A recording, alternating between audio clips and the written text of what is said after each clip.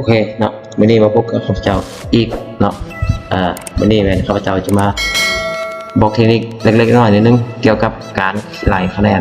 ของนักเรียนเนาะเป็นตัวเป็นคะแนนร่วมคะแนนเฉลี่ยและคะแนนจับทีเนาะถ้าว่าทานได้ฮู้แล้วหรือว่ามีวิธีดีกว่าก็สามารถคอมเมนต์อยู่ใต้คลิปได้เนาะข้าพเจ้าจะอ่านทุกคอมเมนต์เลยวันนี้เรามาเริ่มกันเลยเนาะก่อนอื่นเป็นท่านต้องเปิดขึ้นมาเนาะเปิดอันคะแนนที่เขาต้องการเฉลี่ยหรือว่าจัดทีเนาะโดยท่านสร้างตัวตารางตามความเหมาะสมเนาะแต่ว่าข้าพเจ้าจะสร้างรูปแบบนี้เนาะวันนี้มันข้าพเจ้าจะยกตัวอย่างเกี่ยวกับคะแนนเนาะ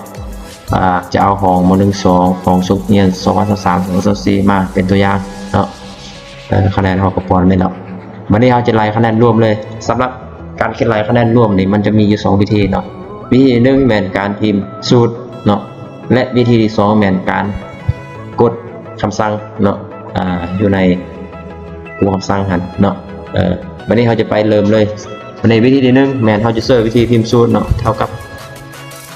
เอาตรงพิมพ์คำว่าเท่ากับก่อนเนาะเราพิมพ์เอาซ้ำเนาะนี่เราคลิก2 บาทวันนี้เราจะลากลิซ่าของคุณธรรมวิทย์เนาะลิซ่าธรรมวิทย์ไปงอนลิซ่าสุดท้ายเนาะเรากดปุ่มอินเตอร์อยู่กันพิมพ์ปุ๊บเห็นบอกเราจะออกเนาะเราจะขยายมันเยอะขึ้นนิดนึงก่อนเนาะเพื่อบุญสับสนวันนี้เข้าอยู่วิธีที่2เนาะวิธีที่2นี่เข้าก็เซอร์ลากเนาะเอาอันคะแนนคุณธรรมวิทย์นี่แหละลิซ่าคุณธรรมวิทย์ไปหอลิซ่าสุดท้ายเนาะแล้วท่านสังเกตอยู่กลัวคำสั่งของ editing เนาะแล้วท่านสังเกตความคำสั่งของผลบวกออโต้สั้นเนาะแล้วคลิกเซอร์ปุ๊บเห็นปะมันก็ออกกันเนาะอันนี้เป็นวิธีที่2วันนี้คะแนนเฉลี่ยมันก็มี2วิธีกันเนาะ1เป็นวิธีพิมพ์สูตร2เป็นวิธีกดคำสั่งเนาะหรือว่าคลิกใส่คำสั่งอันนี้เราจะไปวิธีที่1เลยท่านพิมพ์คำว่าเท่ากับแล้วพิมพ์คำว่า average เนาะแล้วมาเอาตัวที่2นี่เนาะคลิก2 บาทวันนี้เราจะลากลิซ่าคุณธรรมวิทย์เนาะไปฮอลิซ่าสุดท้ายลิซ่าพละเนาะแล้วกดปุ่มอินเตอร์ปุ๊บจะบอกได้9.5เนาะ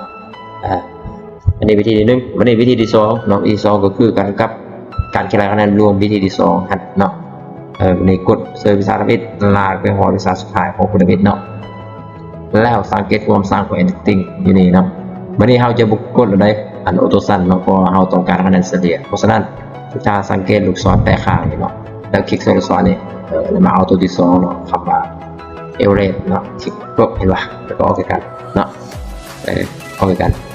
วันนี้เราจะไปไล่คะแนนจัดทีวันนี้เนาะคะแนนจัดทีนี่ถ้าว่าท่านใดฮู้วิธีดีกว่าเนาะหรือว่าท่านใดที่บ่ทันฮู้ก็เบอร์ของข้าพเจ้าเป็นตัวอย่างก็ได้แต่ว่าถ้าท่านใดฮู้วิธีง่ายกว่าก็สามารถคอมเมนต์อยู่ใต้คลิปได้เนาะข้าพเจ้าจะอ่านคอมเมนต์เลยวันนี้เราคลิกเซอร์ของจัดทีวันนี้ให้พิมพ์เข้ามาเท่ากับแล้วก็พิมพ์สูตรเนาะแลนเนาะสูตรแลนแล้วทุกท่านสังเกตตัวสุดท้ายเนาะตัวมีไม้ท่วงตัวแลนนี่คลิกเซอร์2 บาทวันนี้มันจะถามว่ามันจะเข้าไล่แล้วแบบนี้เนาะมันจะมี number เนาะ rate มีอัน order เนาะหรือว่ามันจะเป็นตัวเลขอ้างอิงตัวนึงเนาะวันนี้เราจะเอาอันคะแนนรวมคุณธรรมวิทย์อ้างอิงเนาะวันนี้ทุกท่านต้องพิมพ์จุดเซอร์เนาะหลังจากพิมพ์จุดแล้วเรามาคลิกเซอร์คะแนนรวมคุณธรรมวิทย์อีกวันหนึ่งเนาะกดข้างไว้แล้วก็ลากไปหอดถูกสุดท้ายเนาะเพื่อเป็นการอ้างอิงเนาะสุดท้ายวันนี้มันบอกเวลาเปิดเนาะเอาวันเปิดวงเล็บเดี๋ยวเขาต้องอัดเนาะแต่ว่าเสน่ห์แบนเธอห้าวันไปกด FC อยู่กันทิมเนาะเพื่อล็อกเนาะหรือว่าล็อกตัวนัมเบอร์เนี่ยเอาไว้ล็อกจากพวกคะแนนเนี่ยเอาไว้เนาะขึ้นดอลลาร์นี่เนาะแล้ววันนี้เขาอัดวงเล็บ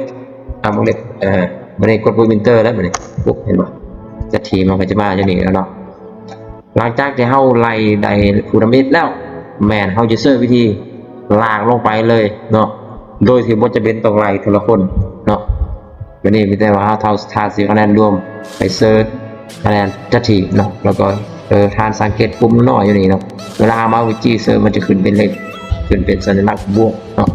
แล้วเขากดข้างไว้ลากไปหอผู้ชายลากไปผู้ชายปุ๊บเห็นปะมันออกคือกันเนาะเนี่ยออกคือกันถ้ามาเป็นนางคือว่าจุดร้ายแท้เนาะเพราะว่าให้ของเยอะเนาะพยายามมาคัดเจ้าจริงปั๊บกลับคืนเนาะปั๊บกลับคืนปั๊บเห็นปะ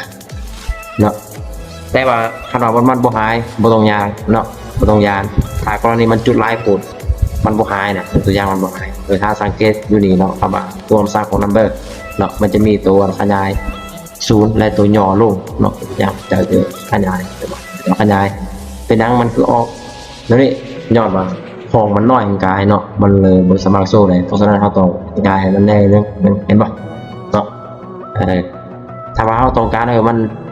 ย่อลงเขามีแต่กดตัวนี้เนาะมันก็ย่อลงเนาะสำหรับที่นี่เนาะถ้ามีประโยชน์นั้นก็ฝากกดไลค์กดติดตามส่งข้าพเจ้าได้ถ้าว่าท่านใดมีเทคนิคหรือว่าข้อมูลที่ง่ายกว่าบ่สับสนเนาะคอมเมนต์มาใต้คลิปได้เนาะมาบอกกันข้าพเจ้าจะอ่านทุกคอมเมนต์เลยเนาะ